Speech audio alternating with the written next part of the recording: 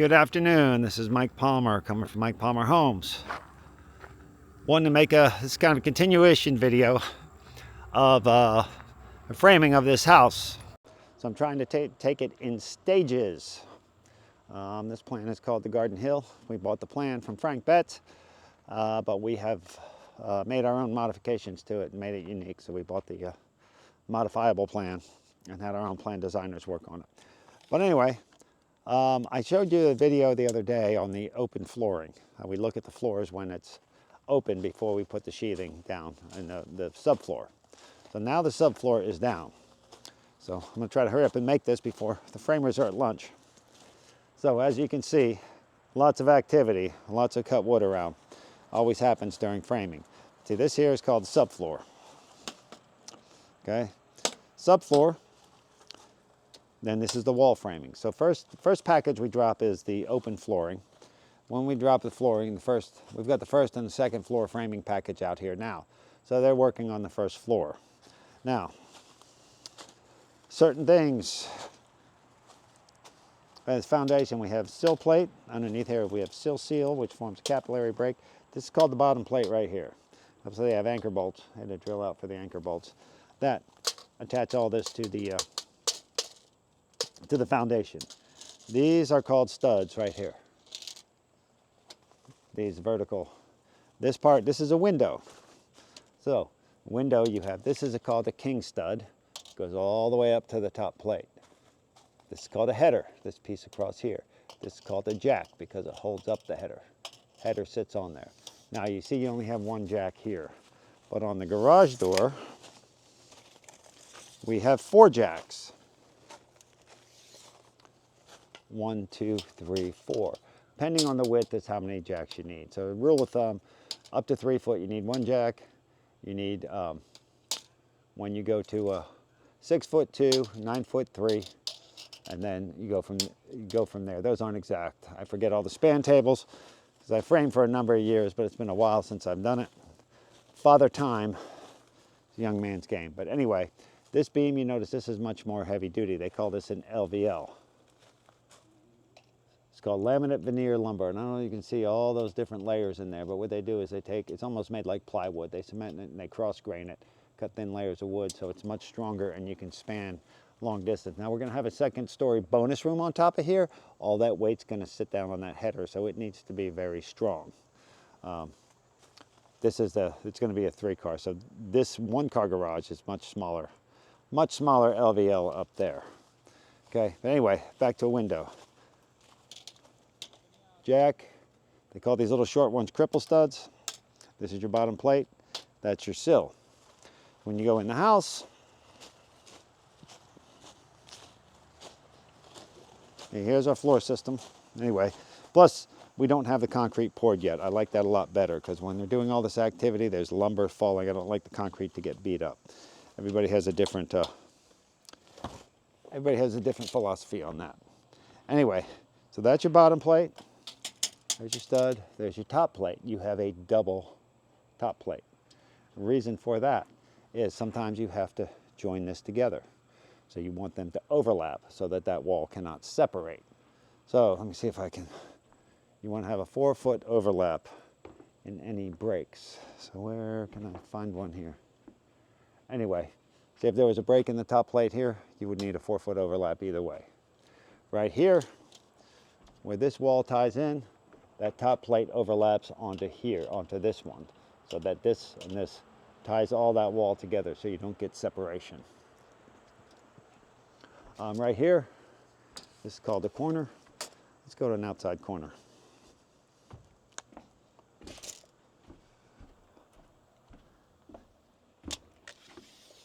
This is called a corner right here.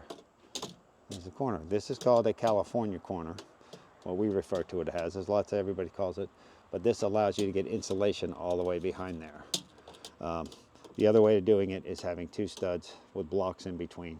So it's like a triple. So you can nail here, but see, when you put sheetrock, you have to have a place to nail the sheetrock here and nail the sheetrock here. So that's what this overlap does. Now you will put pieces of wood called dead wood up top. Now these diagonal braces, they keep the building square. We have to keep it, you know, to keep the walls level. This one here, this diagonal brace as well. They put a level on there, make sure it's level. Now, there's always a question, how level is level? Because houses move, wood warps, and no matter how well you put it together, sometimes things come out just a little bit of askew. So nothing's accurate to within 1/1000th of an inch. So if it's 1/4 inch or less, it's usually negligible because you can't see that with the naked eye. If it's 3/4 of an inch, it's got to be tore out and redone because that's not level enough. See right here? I can't see that. That might be if it's, I mean, you can get 1/4 inch of warpage just from getting rained on. 1/2 inch depends where it is. If it's the back of a closet, we're not going to worry about it. But if it's a corner that's right in the middle of the house, then that's going to have to be redone. Now, certain things to look at also, like these windows. This is less than 24 inches. There's a code. If it's a certain height, I think it's 6 foot, you have to either have window locks, but this is a short way down. So if somebody goes out, they're not going very far down to the concrete. So we don't have to worry about that there. There's going to be 4 individual windows.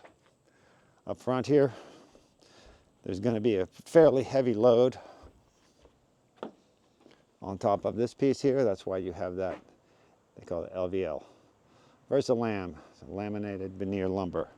This piece up here, we're going to have a tray ceiling. So there's going to be a lot of ceiling joists and sheetrock that's holding up. So that's not going to be regular dimensional lumber like this. It'll be 2x10s.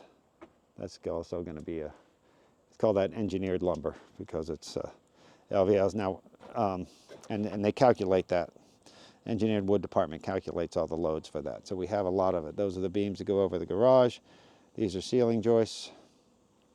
So it's a mixture of dimensional lumber and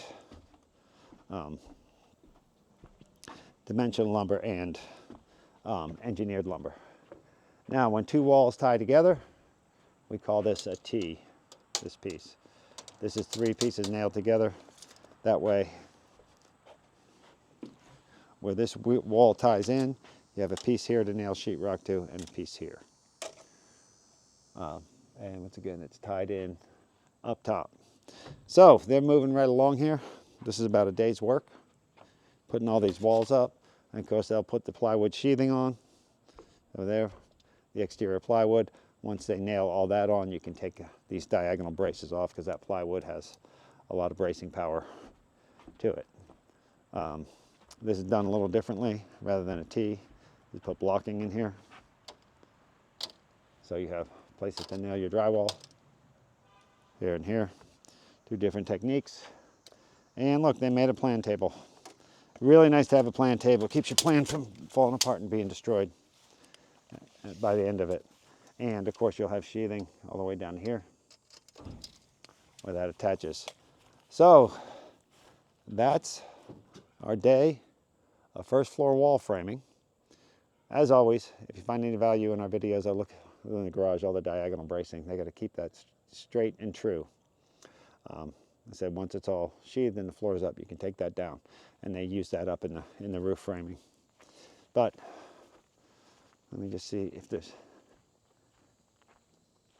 anything else. See, there's our sill seal, capillary break to keep the moisture from the block. Going up into the plate. Oh yeah, see, here's a wider window here. So you got a double joist. Oh, one more thing to show you. Where we're going to have a brick veneer,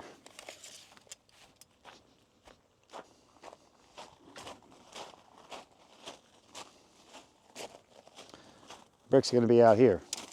You have brick and you have to have an airspace, an inch of airspace here. So if any condensation gets here, come out and you put what's called a weep hole. So if there's any condensation or moisture gets in there, it has a way to get out. So this sticks out past, so that's where the brick sits. So you can always tell where the brick goes. Now, the framers, it's a little complicated for them to lay out. So they just spend several hours in the morning just snapping these chalk lines so they know exactly where to put everything. But see, we're going to have brick veneer all the way down here. See, so you have your inch of airspace. It's actually 1.5 inches here, but you're going to lose a 1/2 inch due to your sheathing. All the way around the front's going to have brick. But then in the sides and back, you're just going to have a parged block because Very few people remember the sides and rear of a house. So it's going to be block back there. You're going to see, so this is going to sit right flush. You got a 1/2 inch here for your plywood, and it's going to sit right flush with that. So the sides are already sheathed all the way down. And when they stand up the wall, they put this up so they can nail it in and keep it true. Keep it from falling over. If you've ever had one of these walls slip off the edge, it is no fun. The thing will pick you up and throw you. Anyway, that is our second phase of framing, is first floor walls. Anyway, once again, if you find anything of value here, if you like these videos, please hit the like and subscribe button. And I'm not sure if we're going to make these a bunch of individual videos or if we're going to tie them all together in one. But as always, we appreciate you watching, and we'll see you on the next one.